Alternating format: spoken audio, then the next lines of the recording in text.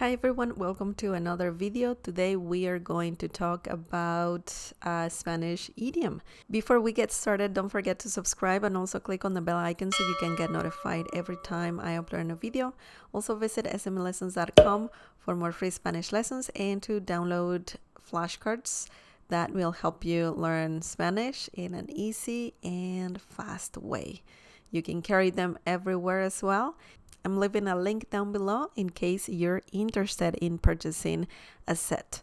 Also, you can get a membership on this channel, and that supports this channel greatly and helps creating more Spanish lessons as well. Okay, let's get started. The Spanish idiom of the day is estar harto or tener harto. This is a little tricky because we can see here two different verbs, two different Spanish verbs. The first one is estar, which means to be, and the other one is tener, which means to have. So, how does this idiom work? It's a little tricky for sure. The meaning of this idiom is to be fed up, to be just tired of a situation. And also, it literally means to have exhausted or to be exhausted. I forgot to add here be. Sorry about that. To be or to have exhausted, which the literal translation kind of makes sense. To be exhausted makes sense, but to have exhausted, it sounds a little incomplete. But that's what it literally means. So you can use this phrase or this idiom just as you would use to be fed up. You know, you're just tired, you're exhausted. You just don't want to be in a situation that is complicated or that it's just too much. You don't want to deal with that anymore, and you're just tired, just fed up. You just want to break free. You just want to leave whatever situation you're going through. Okay, now let's see a few examples using this phrase or this idiom. Me tienes harto. Me tienes harto. This means I am fed up with you. This sentence is a little harsh, very impolite.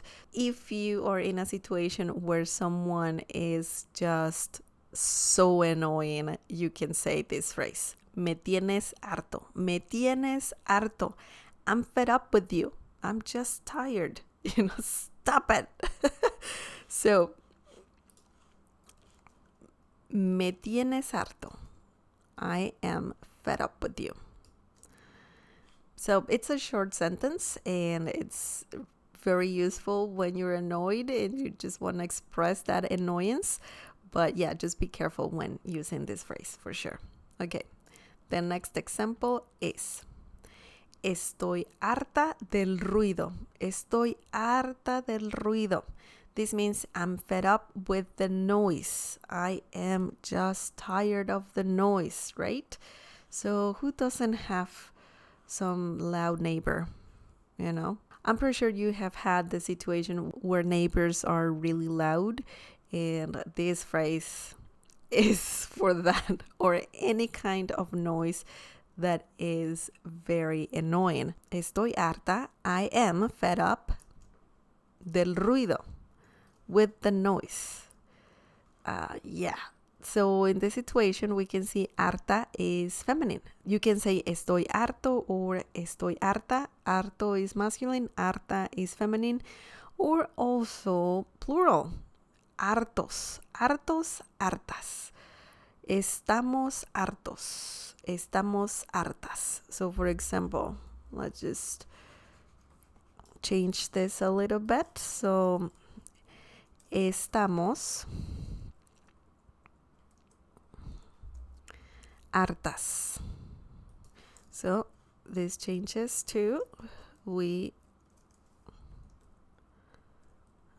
are fed up with the noise. So once again, this is feminine right here. hartas is feminine. So if there is a group of ladies saying estamos hartas del ruido, that means we are fed up with the noise. And because they're all women, that's why we're saying hartas. So if we change this to hartos, estamos hartos del ruido.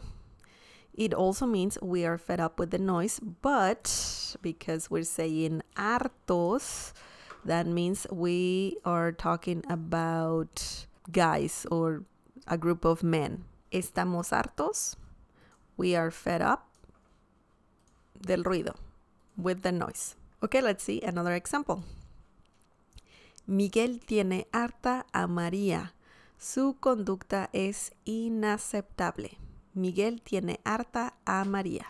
Su conducta es inaceptable. This means Maria is fed up with Miguel. His conduct is unacceptable. So Miguel is doing something wrong and Maria is very, very tired of it. Miguel tiene harta a María. Maria is fed up with Miguel. We can see that in Spanish, we put Miguel first right here and then Maria. But in English, we say Maria and then Miguel. So that's quite interesting. Miguel tiene harta a María. Maria is fed up with Miguel. So essentially, when you use tiene harta or the Spanish verb tener, that means that someone is annoying you, you know? Miguel is annoying Maria. So Miguel tiene harta a María. So in English, Maria is fed up with Miguel. So something is happening and Miguel is the reason why Maria is fed up. She is tired of some conduct. So su conducta, his conduct, es inaceptable, is unacceptable. So, yep, we don't know what Miguel is doing, but we know that Maria is tired of it and she's fed up.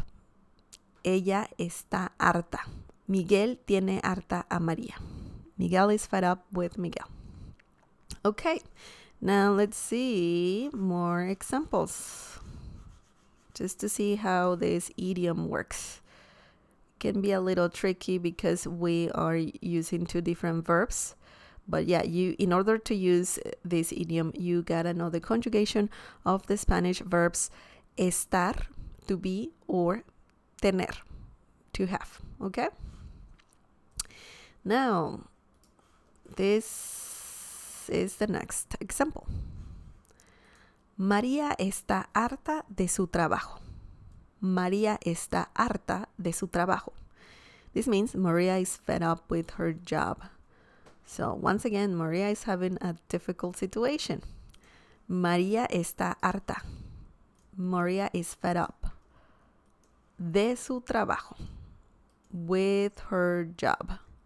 So if you're tired of your job, you can use this phrase or idiom for sure. We can see that we're using estar. Estar harto is essentially used when you are tired of a situation, when you're fed up, and when you say tener harto with the other verb, the other Spanish verb, that means that someone is annoying you.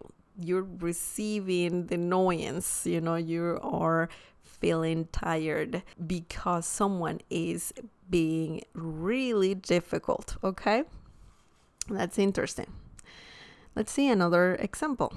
Las personas estuvieron hartas de los mismos problemas.